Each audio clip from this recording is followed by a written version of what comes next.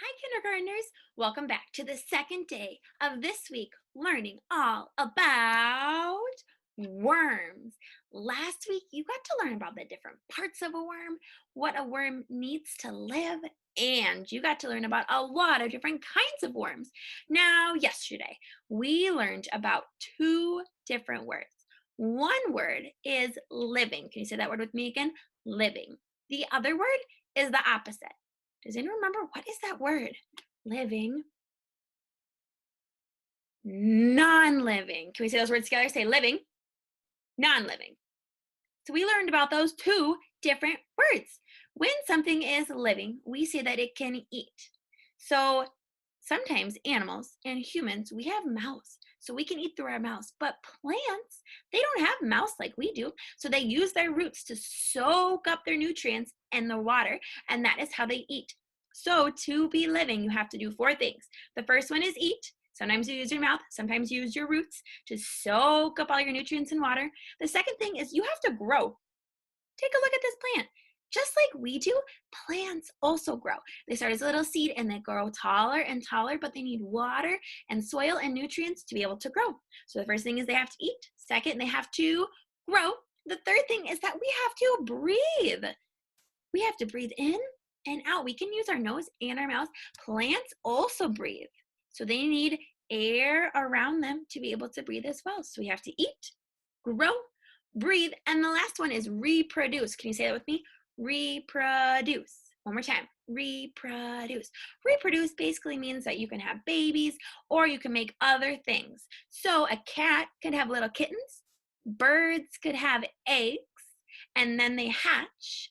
Other organisms or other things can also break apart into something new. Plants have a little seed, and when it flows or blows in the wind, it can be planted, and that is how there is more plants. So we can eat, grow, breathe, and reproduce. All those things, if you can do all four of them, means that you are living, just like us. But if we add the word non right in front of our word, you see that word in red? That means that they are not living. If it can't do these things, it's not living. So if something doesn't eat or it doesn't grow, it stays the same size. If it doesn't breathe, if it doesn't have babies or make new parts, then it is not living. Now, yesterday, you went on a scavenger hunt with me and you helped me see if something was living or non-living from things in my house.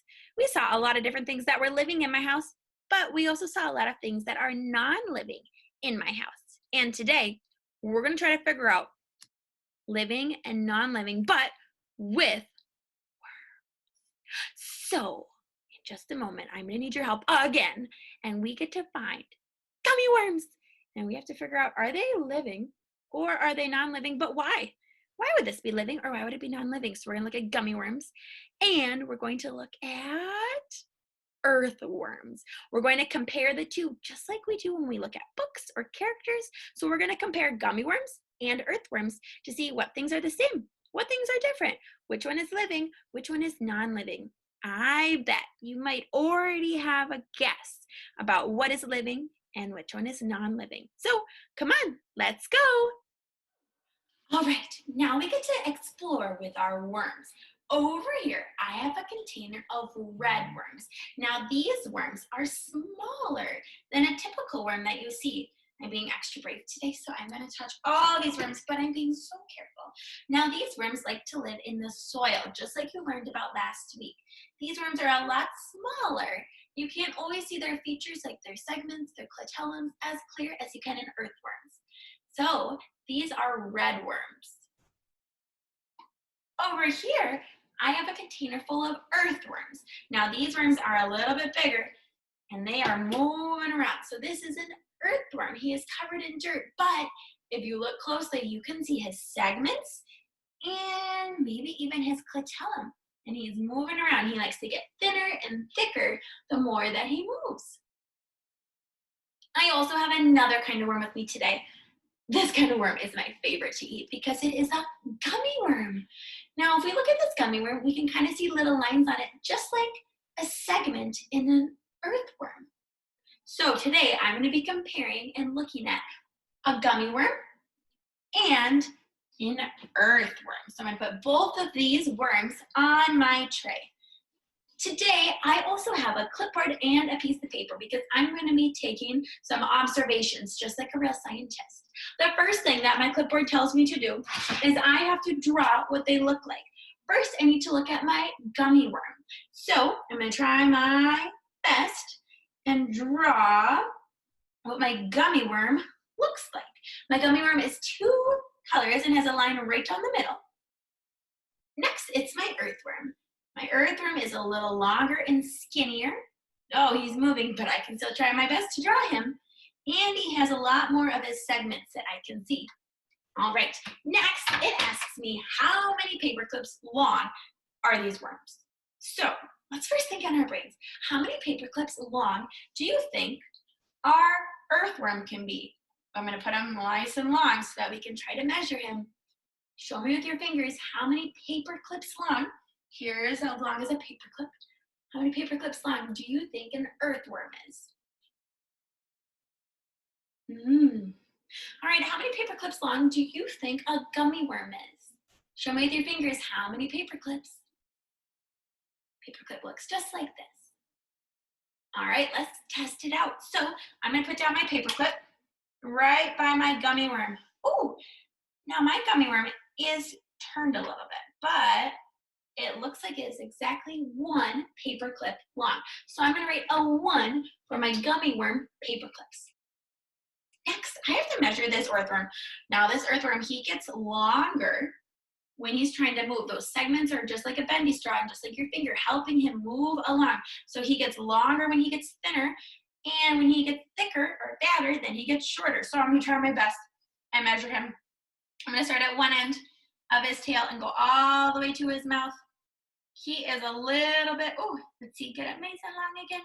A little bit more than 1. And then if he gets even longer, see, we need another paper clip. Let's see, I'd say he is about 1.5 paper clips long. So which one is more? Is 1 for the gummy worm, is that longer, or 1.5? 1.5. So far, our earthworm is 1.5 paper clips, so it is longer. Next, I have to write my observations of what I see when I touch them. So I'm gonna take my finger, I'm gonna move my paper clips away, and we're going to observe what's going to happen when I touch my worms. But first, what do you think? What do you think is going to happen when you first touch this gummy worm? Whisper to me for 10 seconds.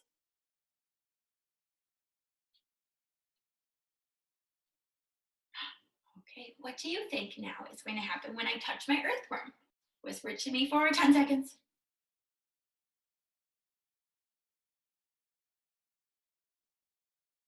All right, let's test it out. Uh-oh, my earthworm is trying to get away, so I'm gonna put him back there.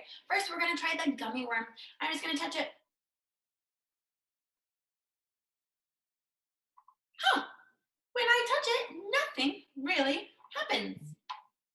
It only moves because I'm moving it, but otherwise it does not move on its own. So I'm gonna write underneath where it says touch, I'm going to say, it does not move. After I end my sentence, what do I always put? A period. Ooh, next, it's going to be the earthworm. Can we take my finger, and I'm going to be nice and gentle because he is still living, and I'm going to touch.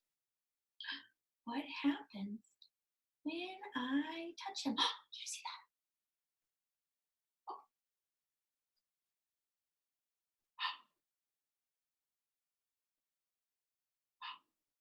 When I touch him, he wiggles. So I'm going to write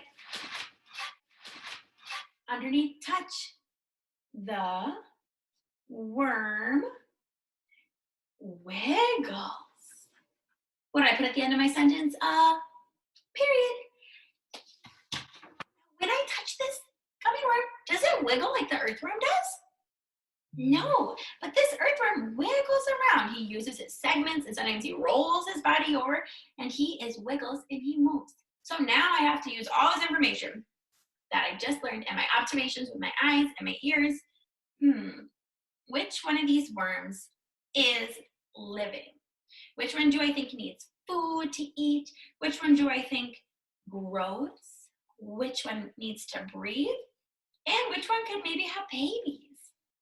Do I think it is the gummy worm? Is that one living? Or do you think it is the earthworm? I'll give you a hint. It's the one that's moving. It is the earthworm. So the earthworm is living. Look at him crawl right now. He's crawling all over, getting so long. I bet he's longer than 1.5 paper clips now. Look at how long he gets. And he is moving. This part is his head because he is moving around with it. Look at him go. Oh, all right, so let's write it down. I'm going to circle under my gummy worm. Is that one living or non-living? Non-living. Starts with that non-living, but I have to say why, because it says because. Now, to be non-living, it doesn't eat, it doesn't grow, it doesn't breathe, so I can say any of those things. I'm going to say it does not move, because that's what I have observed. Oh, my earthworm is escaping. So it does not move, and it does not need to eat, because if I put some food by him, it probably would still be there when I am done. Next, I have my earthworm. Now, we know so the gummy worm is non-living. Our earthworm is living, so I'm gonna circle living, because, wow, there is so many reasons why this earthworm is living, but let's pick 2. What 2 reasons would you say why this earthworm is living? Whisper it to me. 2 reasons why this earthworm is living.